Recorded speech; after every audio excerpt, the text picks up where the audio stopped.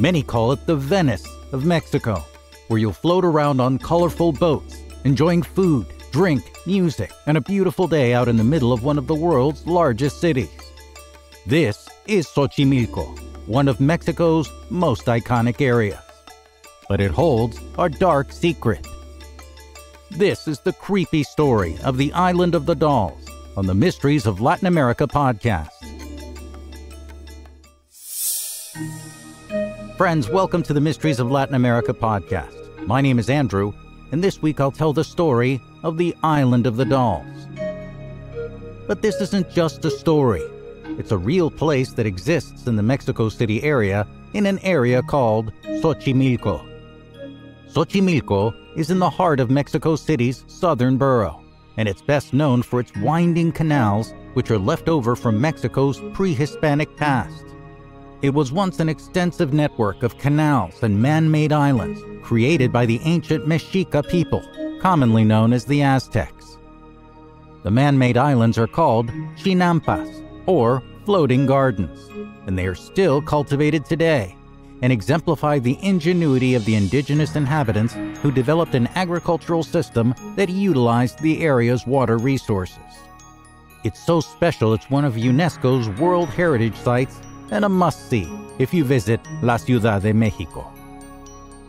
The first time I went to Xochimilco was with my wife and kids, thanks to an invitation from my wife's very generous cousin Enrique, who was a fantastic host, eager to show us this legendary part of Mexican culture. We hopped aboard a colorful boat called a trajinera, which is sort of a festive Mexican gondola, and we enjoyed food and drinks, and drinks, and drinks, and bands that rode by our floating trajinera playing music for us all. It was an amazing time for the whole family.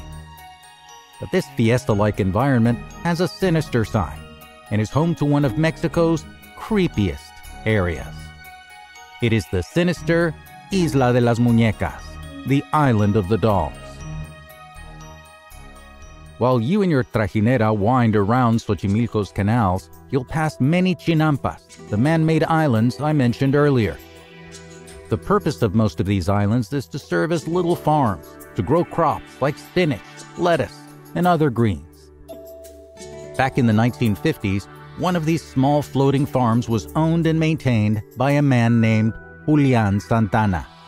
Most people just called him Don Julian.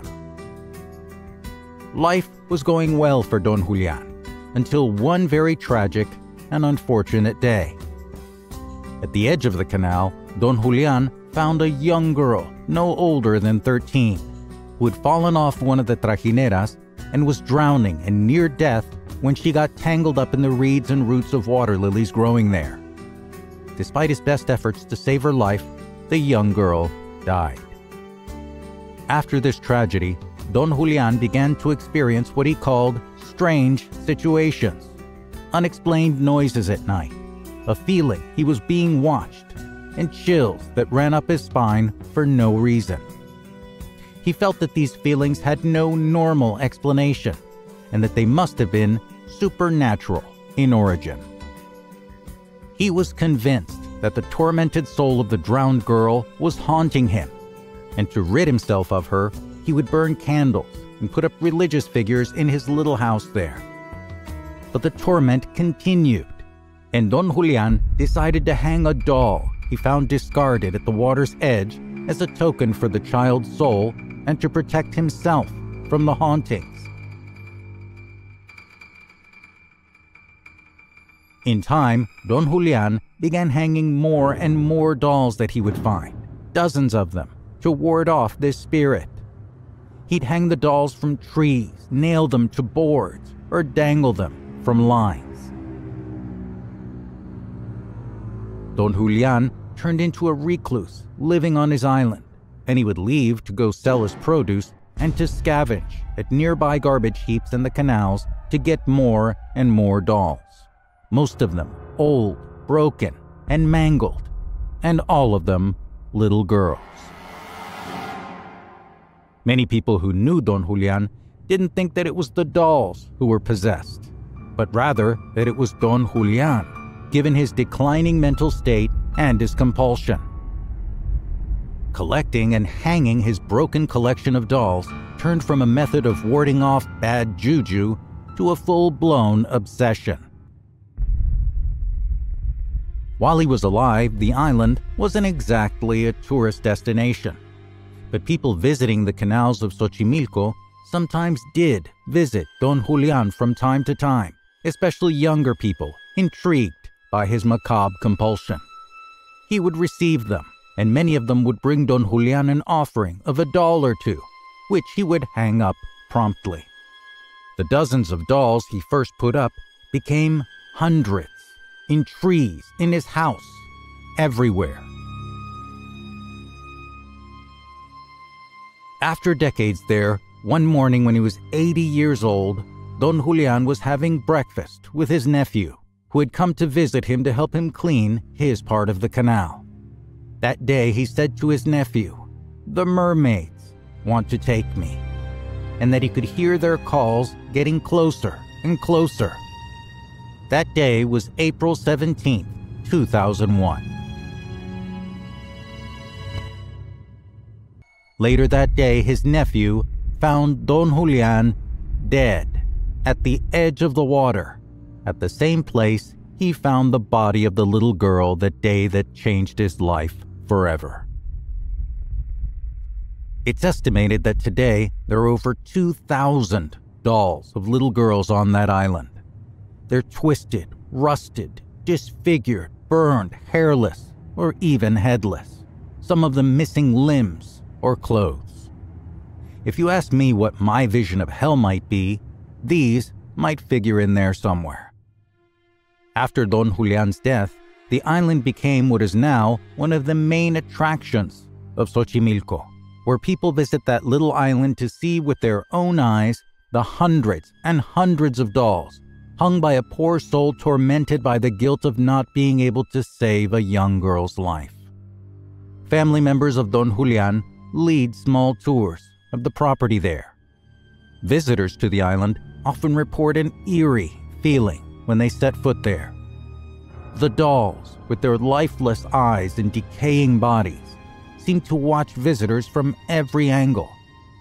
The dolls convey a range of emotions from sadness to anger, making the experience all the more unsettling. The only way to get to the island is on one of the trajineras. But if you want to go, make sure you ask the pilot first if he is willing to stop at the island of the dolls. Most of them will say yes, but some more superstitious souls will not make that journey. On the island today, there's a small museum of sorts that features newspaper clippings about the island and Don Julián. It has a little store and 3 rooms. One of them was where Don Julián slept. Today, this room isn't exactly inhabited by people, but rather by dozens of dolls, and among them is a very special guest. It's Don Julián's favorite doll, and he named her Agustina. She's the first doll Don Julián Santana found at the water's edge to hang in honor of a lost little girl. The Isla de las Muñecas in Xochimilco is a place where folklore, tradition, and the supernatural come together. While the island's reputation as a haunted and cursed place might send shivers down the spines of visitors, it also reminds us of the mysteries that surround us even today in the 21st century. For me, after living here for 30 years now, it just reinforces the idea that Latin America is a place filled with places that defy easy explanations for many reasons. If you come here, you'll find beauty, culture, and warm people to help you enjoy your time here.